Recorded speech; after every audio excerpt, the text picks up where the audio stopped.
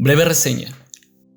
Hereditary, o El legado del diablo como la conocemos en América Latina, es una película de terror y suspenso, que fue estrenada en el año 2018 y cuyo director y guionista es el neoyorquino Ari Aster. Esta película, con un presupuesto de $10 millones, ha logrado recaudar la cifra de 80 millones de la misma moneda en el mundo entero. La película nos cuenta el drama que está viviendo la familia Graham, la cual está conformada por Annie, interpretada por la actriz Toni Collette, su esposo Steve, interpretado por el actor Gabriel Byrne, y sus hijos Peter y Charlie, los cuales son interpretados por Alex Fox y Millie Shapiro respectivamente. Tras la muerte de Ellen, quien fuera la matriarca de la familia, le sigue la muerte de Charlie, la hija menor de los Graham, en lo que parece ser un accidente. Este acto hace que la resquebrajada relación por la cual está pasando la familia se termine por romper aún más, llevándolos a una serie de desconfianzas mutuas sin que lleguen a saber que todo ello había estado siendo orquestado por Ellen mucho antes de morir, con el fin de entregar como huésped de un demonio el cuerpo de su nieto Peter. A diferencia de muchas películas de terror contemporáneas, Hereditary, al igual que la película The Witch o La Bruja, se caracteriza por no recurrir a los famosos jump scares, los cuales son un recurso fácil y característicos de este tipo de películas, con el fin de asustar en un momento determinado al espectador. Como primer punto de fuerza de la película, podemos resaltar definitivamente las actuaciones de los actores, todas tan realistas, sobre todo la de Toni Collette, quien desde su monólogo cuando decide buscar ayuda del grupo hasta su transformación esquizofrénica nos guía por una atmósfera tan oscura que nos hace vivir en carne propia las situaciones por las cuales ella y su familia están pasando. Otro punto de fuerza, y como ya lo mencioné antes, es la falta de jump scares y la tergiversación de voces. El primero es un recurso narrativo muy usado en películas de este género. En su lugar podemos ver situaciones o giros inesperados en esta película, que realmente nos perturban y hacen que saltemos del asiento. Como ejemplos están la escena de la cabeza decapitada de Charlie, que aparece en la pantalla sin previo aviso, y sobre todo la del hombre desnudo que está espiando a Peter desde las sombras. Por otro lado, el tergiversar las voces de los actores cuando están poseídos es una forma de mostrar que alguna entidad se ha apoderado de su cuerpo. Y al igual que los jump scares, el cine de terror en la actualidad acude mucho a este recurso. Sin embargo, Hereditary nos muestra una posesión más realista, la cual, sin la necesidad de apoyarse en esta técnica, construye a su alrededor una verdadera atmósfera digna de aplaudir. Con respecto al desarrollo de los personajes, si bien es cierto que desde el inicio de la película se puede percibir que todos estos tienen un conflicto, ya sea consigo mismos o con quienes los rodean, en esta película el director logra que Annie y Peter vayan más allá de las expectativas, al punto de hacernos sentir que estamos viviendo junto con ellos los horrores por los cuales están pasando, desde sus vidas normales, pasando por su proceso de esquizofrenia hasta llegar a su posesión. En cuanto a los planos y movimientos de cámara, Ari Aster en esta película nos cuenta la historia aprovechando las maquetas que construye Annie, las cuales las podemos ver de dos formas. Una de ellas es aprovechando los espacios y divisiones de estos pequeños objetos y fusionándolas con las tomas de planos más grandes en la casa, para de esta manera hacernos sentir que los personajes en realidad son miniaturas que están siendo manipulados por terceros, o en este caso siendo manipulados por la secta. La otra forma es narrándonos las historias que no podemos ver en la pantalla, como la miniatura donde Ellen, la abuela, da de lactar a Charlie, o donde Annie está recreando la muerte de su hija, una escena donde el auto en el cual se encontraba Peter está a un lado de la carretera, mientras que la cabeza de Charlie está en otro. Como principales recursos narrativos podemos encontrar los siguientes: el suspenso, pues en varias ocasiones la película nos deja caer en un hoyo de sensación de peligro inminente, del cual deseamos salir triunfantes junto con los personajes. La ironía, la vemos cuando Peter, luego de despertar, baja las escaleras y encuentra a su padre muerto. En esta escena, a diferencia de Peter, nosotros como espectadores sabemos ya lo que le sucedió a Steve y que Annie está poseída también. Para saber ello fue suficiente para nosotros como espectadores verla reptar por la pared o verla sujeta en el techo. El misterio es un recurso que nos deja con la sensación de querer saber más, pues en varias situaciones queremos llegar a comprender qué es lo que ha pasado, como por ejemplo en el caso del departamento de Joanne, donde tiene la foto de Peter en una especie de ritual, y sobre todo en el final de la película, pues cuando uno lo ve una sola vez no comprende muy bien hacia dónde ha sido direccionada, por ello es necesario y recomendable verla más de 2 veces para poder entenderla. Para terminar, desde mi punto de vista, tengo que decir que definitivamente Hereditary es una película que no es apta para todos los gustos, pues su singular narración, caracterizada por tener un ambiente con un desarrollo lento, sus 2 horas de duración y sobre todo su falta de recursos comunes utilizados en películas de terror contemporáneas harán que no sea el agrado de más de uno. Por mi parte le pongo una puntuación de 4.2 de 5, pues desde La Bruja no había visto una película que me había impactado tanto. Análisis y explicación. Hereditary es una película que desde mi opinión se tiene que ver más de 2 veces para poder comprenderla, y sobre todo para poder encontrar los guiños que el director nos está haciendo a lo largo de la trama. Aunque al principio la película a simple vista no nos muestra nada, en realidad como objetos o símbolos escondidos sí lo está haciendo. Y vuelvo a recalcar que para poder notarlo es recomendable verla más de 2 veces. Ahora revisemos 4 puntos importantes en la película que, paralelas al drama por la cual está pasando la familia, se desarrollan y necesitan ser analizadas.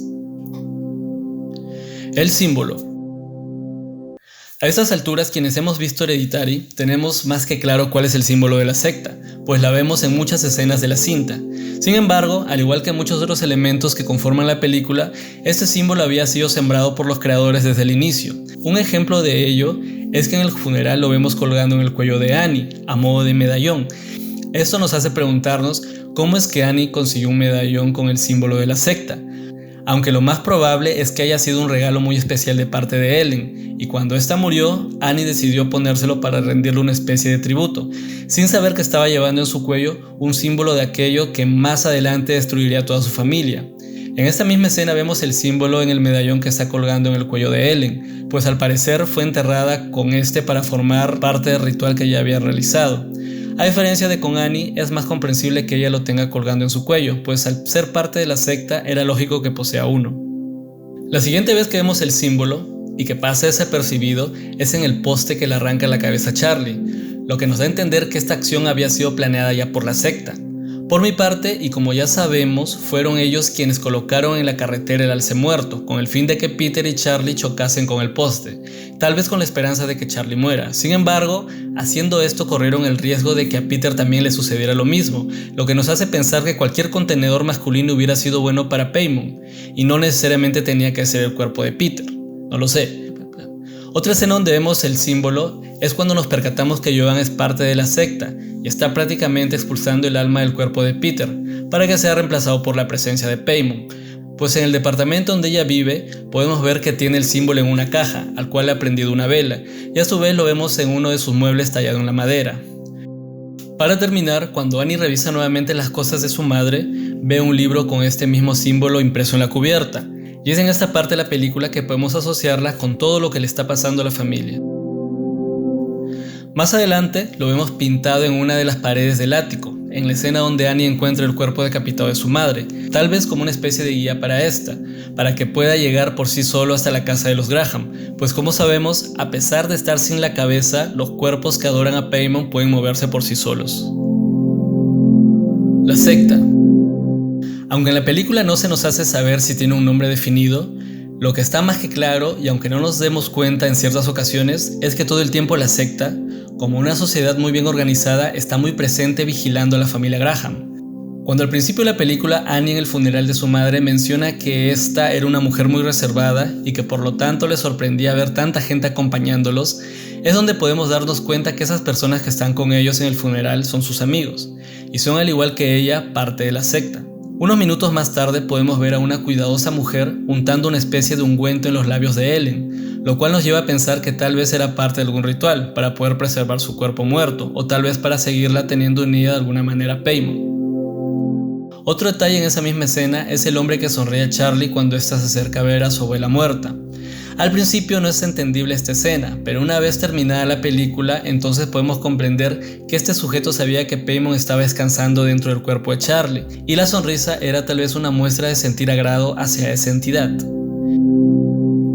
La presencia de Joan en el grupo de ayuda donde asiste Annie es otro guiño que nos hace pensar si le están vigilando o no, y si como una forma de acercamiento tal vez decidieron enviar a alguien como ella para que esté cerca de Annie, pues tal y como ella menciona en la escena del grupo, esta ya había asistido antes. Entonces es posible que Ellen, antes de morir, les haya hecho saber los probables pasos que fuera a dar Annie tras su muerte para poder vigilarla, aunque por otro lado podemos pensar que la presencia de Joan pudo ser pura coincidencia. Decídelo tú mismo. Otra escena donde podemos comprender que está presente la secta es en la fiesta donde Peter lleva a Charlie, pues en ella vemos cómo se prepara una torta de chocolate, la cual contenía nueces, y Charlie es alérgica a ellos. Entonces nos llevamos a preguntar, ¿son estos chicos, algunos compañeros de la escuela de Peter, hijos de los amigos de Ellen? ¿Pertenecen también a la secta o solo fue casualidad el hecho de que ella no estés en la fiesta? Más adelante podemos ver nuevamente el reencuentro de Annie con Joan en el estacionamiento del supermercado, en donde nos preguntamos también si la estaba vigilando o fue otra coincidencia aquel encuentro. De esto no nos podemos dar cuenta hasta que vemos que Joan se estaba aprovechando de su amistad con el fin de llegar a Peter. Y por último, la secta también se encuentra al final de la película, donde vemos que la casa Graham está rodeada prácticamente de muchos extraños, la mayoría de ellos desnudos, esperando que el ritual se complete y que Peter por fin sea recipiente de Paimon.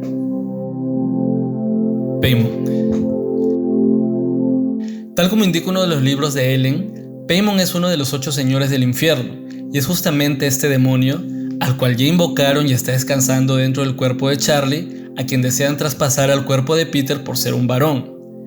Desde el inicio de la película podemos ver una serie de guiños que nos muestran que Charlie es el recipiente del demonio. Uno de ellos es al comienzo de la trama, donde vemos a aquel hombre que le sonríe en el funeral de su abuela. Más adelante podemos notarlo en la escuela, cuando Charlie está dibujando en su libro, en lugar de estar resolviendo un examen, motivo por el cual recibe una llamada de atención por su profesora, lo cual desencadena tal vez de manera inconsciente, o tal vez no, que un ave se estrelle contra los vidrios de la clase. Seguidamente la vemos cortar la cabeza de esta ave, lo cual, como vimos más adelante en las muertes de Annie, en la de la misma Charlie y hasta en el cuerpo inerte sin cabeza de Ellen, que es una forma de sacrificio para este dios, pues al parecer le agrada recibir como ofrenda la decapitación. Otra acción que ha pasado desapercibida para muchos es la escena donde Annie encuentra la nota con la dirección de Joan, pues hay un momento donde se cae uno de sus frascos de pintura, lo cual la obliga a buscar un papel para que el líquido no se expanda. Entonces, en ese momento encuentra la nota de Joan. Sin embargo, si vemos detenidamente con mucha atención esta escena, podemos notar que cuando Annie está dudando si llamar a la galería o no para pedir más tiempo en el trabajo que está realizando, coge un lapicero y automáticamente cae el frasco de pintura. Pero Annie en ningún momento lo toca. Ello nos lleva a pensar que un ente, tal vez Paimon, empuje el frasco para que Annie logre encontrar la dirección de Joan y para que ésta se gane su confianza. Sumado a ello podemos notarlo en el sonido que hace Charlie con la boca, el cual una vez muerta los personajes lo siguen oyendo a lo largo de toda la película. Inclusive lo notamos al final de esta, cuando lo que parece ser Paimon entra en forma de luz en el cuerpo de un Peter inconsciente, pues tras ser coronado es el quien finalmente hace este sonido, motivo que nos hace pensar que esta entidad pudo lograr su cometido. La posesión de Annie. Por mi parte, y a pesar de haber visto más de 3 veces la película, aún tengo una duda existencial, y esa es la posesión de Annie.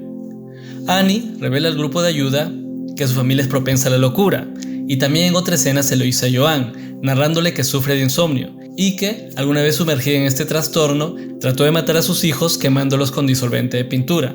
Ahora, si bien es cierto que en la película veíamos una Annie ida y con muchas alucinaciones, estas se hicieron cada vez más graves luego de haber leído aquel conjuro que le dio Joan en su casa. Además, en las acciones que Annie tuvo para con su hijo, era evidente que quería hacerle daño más de una vez. Tal vez porque inconscientemente deseaba no haberlo tenido como ella indicó, o es porque un ente se apoderó de ella para lastimarlo. Las cosas llegaron al punto máximo después de la muerte de Steve, pues podíamos verla reptando por las paredes, señal de que ya no solo se trataba de locura o de sonambulismo, sino de que algo se había apoderado de su cuerpo, y ese ser al parecer quería hacerle daño a Peter, y esto nos lleva a otra pregunta. ¿Por qué? Si se supone que su hijo sería el recipiente de Paimon. Si alguien sabe la respuesta, hágamela saber. Bueno amigos, este ha sido el video del día de hoy. No se olviden de que el resumen de la película se encuentra también en el canal. Tampoco se olviden de darle like y suscribirse. Sin más que decir, nos reencontramos la siguiente semana. Chao, chao.